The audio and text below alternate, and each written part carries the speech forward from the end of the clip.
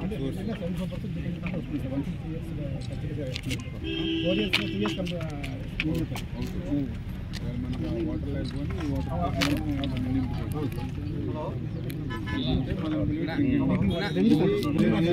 Water ఈ చిప్లీ ఇది 90% పూర్తయినటువంటి పరిస్థితి. ఏదైతే దీనికి సంబంధించిన బండ్స్ వర్క్ కూడా ఇంకా కొంత రివిట్మెంట్ వర్క్ ఒకటి పెండింగ్ ఉంది.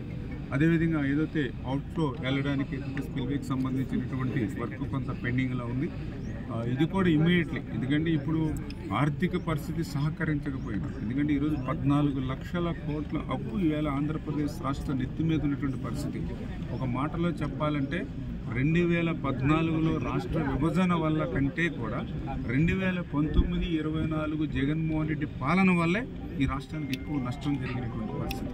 అటువంటి 14 లక్షల కోట్ల అప్పు మా నెత్తి మీద ఉన్నటువంటి స్థితిలో అప్పుల్ని చెల్లించాలి, దాని మీద వడ్డీలు కట్టుకోవాలి. మళ్ళీ ఇప్పుడు కొత్తగా ఇటువంటి ఏదైతే మేము సంక్షేమ కార్యక్రమాలు ఏదైతే ఇస్తామన్నామో అవి నిలబెట్టుకోవాలి. ఇది ఇటువంటి సవాళ్ళు ఎన్నో ఉన్నప్పటికీ కూడా ఒక సమర్థవంతమైనటువంటి నాయకుడు, పరిపాలన దక్షత ఉన్నటువంటి వ్యక్తి ఈరోజు చంద్రబాబు నాయుడు గారు ముఖ్యమంత్రిగా ఉన్నారు.